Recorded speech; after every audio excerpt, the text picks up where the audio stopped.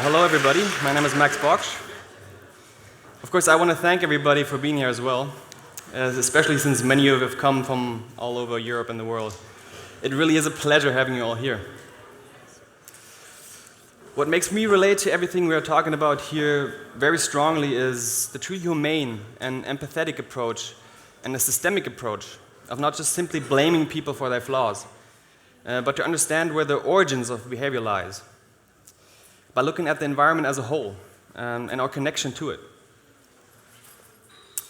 Today I want to give a perspective of how the world, or better said, the economic structure we live in, holds us back from becoming the best we can be, individually but also collectively, and how the outdated and destructive patterns of the system create an environment of suffering. As you can see, the title of my talk is Faces of Structural Violence. I realized I would have to be very general and undetailed due to the vast amounts of examples that exist. So if some of my points seem simplified or overgeneralized, I still hope the overall message comes through. I'm using some pictures to underline what I'm saying. It's more of a telling a story and asking some questions than a scientific talk, to which hopefully many can relate in one or another way. And also, although I will mention a couple of numbers, I would recommend, of course, everybody to research this for yourself. And by the way, I didn't use the most horrific images I could find on the internet. I will try to give a positive outlook towards the end. First, let's define the term structural violence. Well, it's pretty straightforward. The term structural violence is defined by any form of preventable deprivation and suffering, and therefore violence towards humans and animals, which is structurally induced, directly or indirectly, by any given system. In this case, we are talking about the so-called free market system, the competitive, profit-oriented, scarcity-based market structure under which we all live today. I'm inviting you to a quick journey throughout the landscape of some of the examples of structural violence. First, let's look at war, a rather obvious example of violence in the system, where many people see no other way as to fight for their freedom or safety.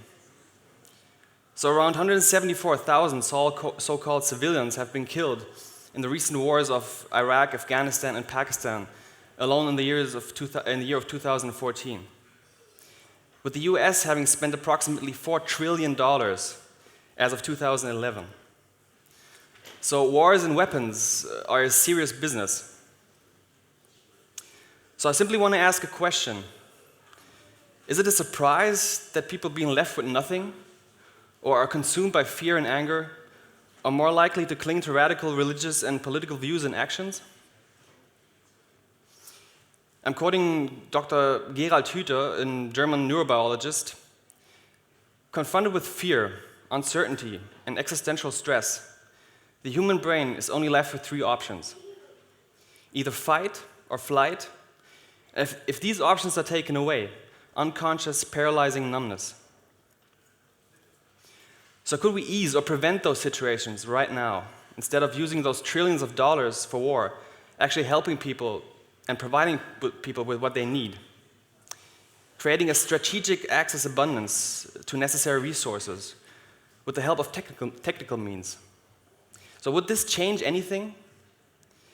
So why are we not? Only a lack of will? Or just politics? Or an inherent system failure which underlies everything? So what we see today and what comes with war and economical and climate crisis is people fighting for survival, losing their homes and livelihood, being forced into trying to migrate into other areas and countries. So currently there are about 51.2 million people looking for refuge worldwide. Is this preventable suffering? Is this preventable violence, which we could change with a different approach? We surely have all the resources and technological means. And like money, country borders are only a man-made illusion. Moving to the next example. So what happens when prisons handle money?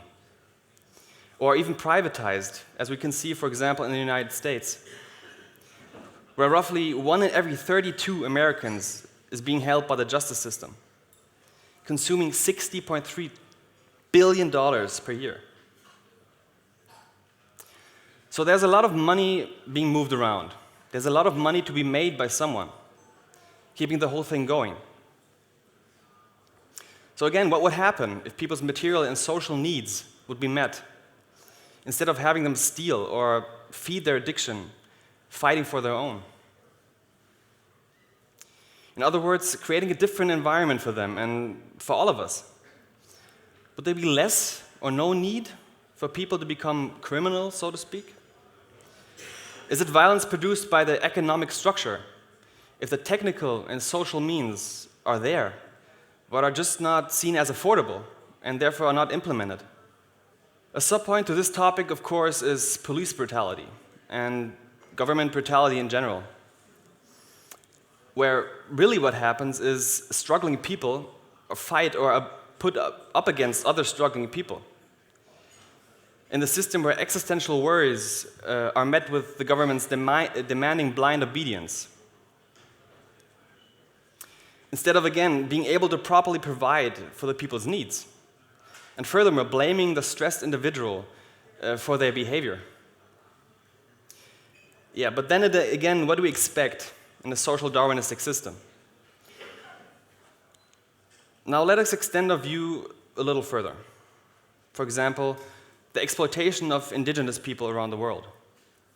The few indigenous cultures this planet still inhabits are confronted by today's corporations and industries and their ways of conquering new lands for personal gain, only looking to get cheap materials and resources and behaving in the most unconscious and destructive ways one can imagine, without taking into consideration of how the consequences of their actions are impacting these cultures, both environmentally, but also sociologically and psychologically and physically. The outcomes of these actions are massive social problems and destructive addiction and disease, with the whole culture destroyed, people being paralyzed by their pain. Again, would this be necessary with a sustainable, resource-oriented, respectful economic view, where there would not be the need to rapidly use up the resources just to feed our cyclical, wasteful consumption, which this capitalist market structure needs to keep its paradigm going, to again keep us all blindly running after the next gadget we throw away again so thoughtlessly? What about natural disaster? What's the first question being asked, primarily by governments, when something horrific and oftentimes unforeseen happens to vast numbers of people, like floods and tsunamis and hurricanes and the like? Well, the first question is, who's going to pay for it? And what the financial damage has been to the area or country. And this is ridiculous if you think about it. Isn't this preventable suffering and violence induced by the mere structure of the inefficient system itself, focused on the wrong things? Where there could be better protection and alarm systems, housing, and any other technologies helping people with those, in those areas of risk. And I'm kind of quoting Jacques Fresco here. It would be technically doable, but it's just not financially affordable. Next, looking at human and animal poisoning and death due to toxic waste and industrial pollution. Besides this being an ecological disaster, toxic waste and pollution of all sorts are one of the major causes of loss of biodiversity and of illness and death of human beings. From what we know today, environmental pollution caused by industrial powers getting rid of their industrial waste in a, for them, financially cost-efficient way is harming people on various levels. WHO reports of 2012 show that around 7 million people die every year, 1 in 8 of total global deaths, only as a result of air pollution exposure. Another example is violence and exploitation of animals. This point is also about the source of toxicity towards humans and one of the major destructive factors of ecological damage and resource waste.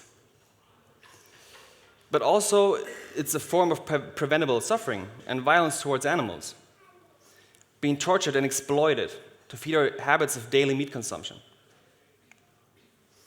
Animals are being kept in concentration camp-like situations, being filled with growth hormones for a faster harvest, being pumped full of antibiotics for keeping the epidemic sickness down, to get the most out of the animal for profit. Let's move on to examples where humans suffer due to the inefficiency of the system. Labor for income, or wage slavery. At least 90% of the people living on this planet today have to work to make ends meet. Many feel that slavery is mostly a term or issue of the past, which has been overcome. But if slavery means being forced by a person, or in this case, by the economic structure itself, to do a job that makes you ill and not able to be socially active or creative, and in the end, even shortens your life expectancy. In other words, being harmed mentally and physically by your job. Can this not be defined as slavery? Well, when we could provide for a high standard of living for everybody, if we would focus on resource management and human well-being instead of money management and the focus on profit. What about production and construction accidents and any other form of job-related illness? Well, with this example, the same rules apply. If your job could be replaced by automation and technical efficiency, or could be simply gotten rid of totally, but is not, isn't every bit of harm happening to a person an outcome of, or a symptom of an inefficient and outdated system? People having to stay in wage slavery and keeping their jobs to sustain their lives. In the United States alone, 4 million workers suffer from job-related injuries or illnesses every year, plus thousands dying as a result of that. Imagine the deaths and health impacts related to outdated working practices globally. So the term modern slavery or wage slavery is not just a shocking statement, it is literal blatant reality. In fact, there are more slaves on earth than have ever been in human history. With people working in cheap conditions, also because automation is increasingly replacing human labor, but which in this system currently is not really for the benefit of the people, but mostly beneficial for the companies and their profits. And let us also keep in mind what almost every political party worldwide promotes and is valued for: creating more jobs. Does this make any sense? Of course, slavery doesn't stop at adults and gets, if that's even possible, even more perverted. As we can see in child labor. This is a symptom of the global oh-so-free market system. Yes, it's free to exploit everyone and everything at will, using the weakest among us, paying the price for our cheap and shiny products. Most of us consume so thoughtlessly again. An estimated number of about 270 million children work worldwide, and many of them full-time. Bringing me to the next point of physical and mental symptoms which are present in all levels of society due to income inequality and poverty. We humans are sensible and deeply social beings and are profoundly affected by our environment. And the next graph shows this quite clearly. This graph is taken from the work of British social epidemiologist Richard Wilkinson.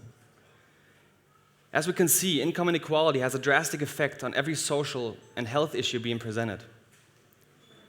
We can see that the countries where the gap between rich and poor are the highest, also most problems occur. And besides the fact that people simply don't have the money to properly care for themselves, it is a general social problem, creating stresses, where low status and felt worthlessness and shame have profound effects on the psyche of humans, confronted with the exploitive nature of the capitalist system. And as Gandhi already understood, poverty is the worst form of violence.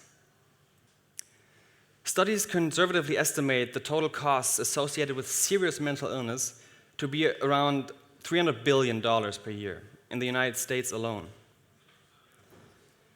So instead of just throwing money at everything, trying to patch up the symptoms the system produces, we should address the root cause, which is the inherent problem of existential crisis and competition in society.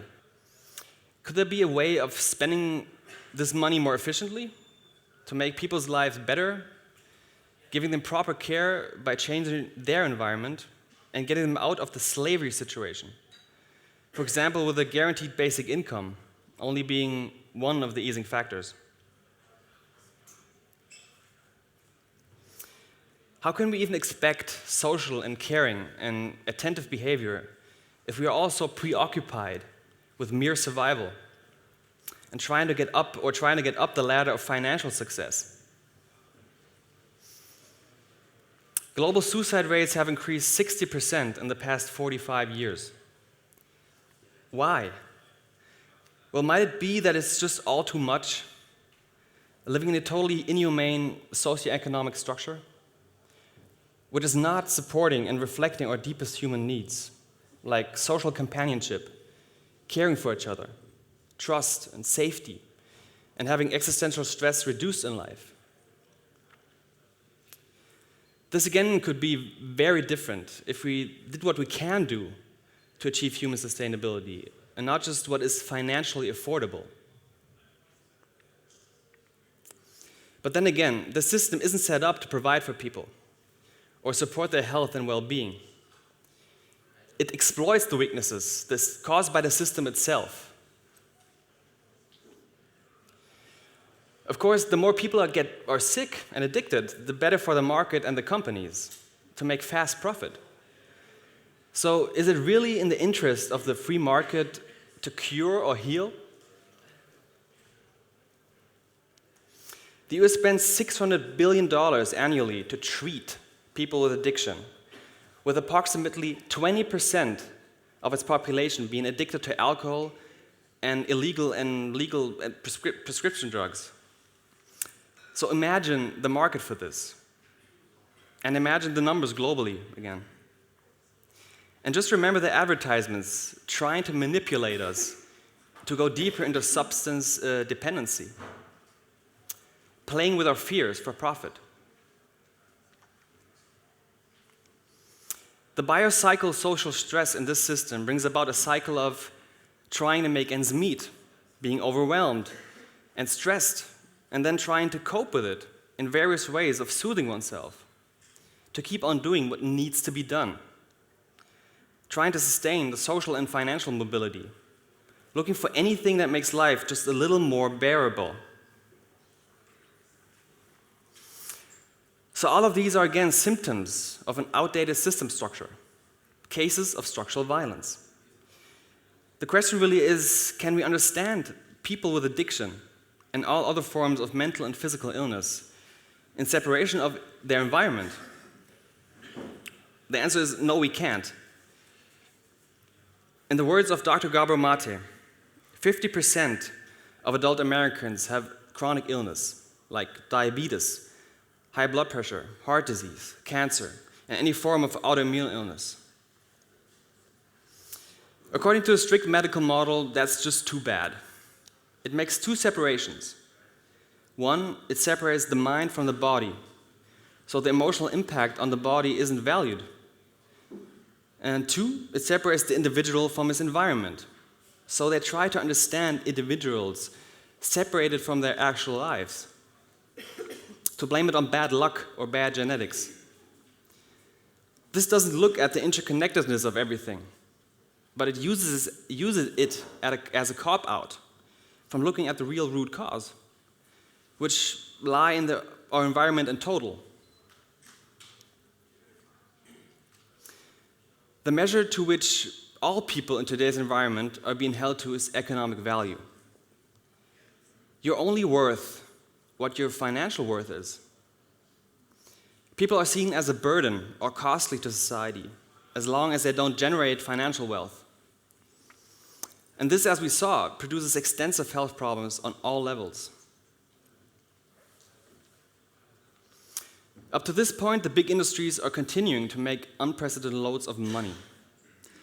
And I really want to add here that currently there are fierce debates about how people questioning any of the products and statements coming out of the established medical institutions and pharmaceutical industries are against science in general. How can this be? We know that governments and medical institutions are inseparably intertwined with the industries. And lobbying work, fraud, and manipulation is being done to a great extent. We know that almost nothing is exempt from the inherent corruption and inefficiency the market produces. When it comes to other products, for example, planned obsolescence in technical devices. Not to mention that the healthcare industry in general is a major branch of today's economy. So couple that with the profit motive, what do we expect? So is there money to be made from healthy people who don't need most of those products? And I'm not saying that most scientists and doctors out there are not well-intentioned. I'm saying that the fundament of the system and every market action is operating on the same premise of scarcity and profit and self-interest.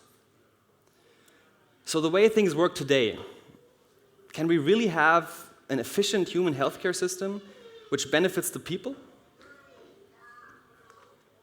The same goes for the food industry. What we have are food industries operating on the same premise, only functioning to make people buy more products, using all sorts of cheap and untested chemicals and tricks. So if people don't have the money to buy oftentimes more expensive, better quality products, or get sick because of the profit-oriented practices, which in general have no real interest in, or simply can't know, how their products affect human beings in the long term. Isn't this a form of structural violence? And would we see these problems and behaviors in a system not being fueled by the profit interest? So what about the rich? Despite all their financial wealth and perceived freedom and status, are they not influenced by the social and health and ecological ramifications the system produces? Well, to most extents, of course. In German, we have a saying, do not pee in the same stream you have to drink from. Of course, we're all connected, and everything is. And even the rich are not able to separate themselves from the environmental influences. Of course, they as well have and will be suffering the consequences of ecological destruction and unsustainable human problems. They as well are facing psychological problems due to the lack of trust and safety. And they have to realize that there's no escape, even though many of them think they will, by just not looking at the problem, or even better, by leaving Earth entirely. You can be the most egotistical person or the most altruistic one. Since we are all connected, living on this planet for now, self-interest has to become social interest, or we all will suffer the consequences. So what can we all do right now to support a more sustainable behavior and a more efficient economic system? Well, again, a lot. In fact, the possibilities are exponentially growing as we speak. Here are only a few of them, which might not be the ultimate solution, but it's all a process. So we could support positive solution-oriented people and organizations. We can try not to look away when confronted with suffering. We can support open source technologies and projects which help transition into a more cooperative system. We can start sharing whatever we can with others. There are already organizations exist which are building networks for sharing food and other resources, also minimizing the waste and slavery the system produces. We can support an unconditional basic income, which frees ourselves just a little more, from the paralyzing life of labor. We can support local organic and vertical farming, hydroponic and aquaponic projects, and at the same time boycott the big food corporations. We can try to reduce waste and pollution by recycling and upcycling, and stop supporting the big companies and their poisonous products. We can use more sustainable sustainable energy sources like wind and solar and water and geothermal and many others. On a personal level, we can, again, start eating more healthy and plant-based and nourishing foods, trying to move our bodies a little more, to take back responsibility for our health. We can start to find ways of helping each other to relax more.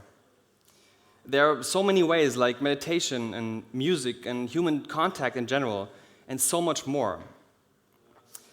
So we can reach out to one another in empathy and practice nonviolent communication.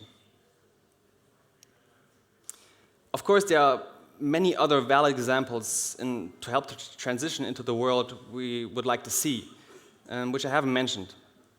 But everybody can use their knowledge and expertise to add to this list. I'm quoting Buckminster Fuller here. You never change things by fighting the existing reality. To change something, build a new model that makes the existing model obsolete. So while trying to live the previous examples, we need to speak out. We need to help to spread the word without opposing. And we need to overcome our fears. By talking about the problems and multiple solutions, we are creating a different consciousness in the world. We are putting out memes, information which can potentially help people to find their own way out of the struggle. You never know what kind of positive action one hint in the right direction can inspire another person. Another world is possible if we choose to stand up and demand a better life. So let's tell a new story. Thank you very much.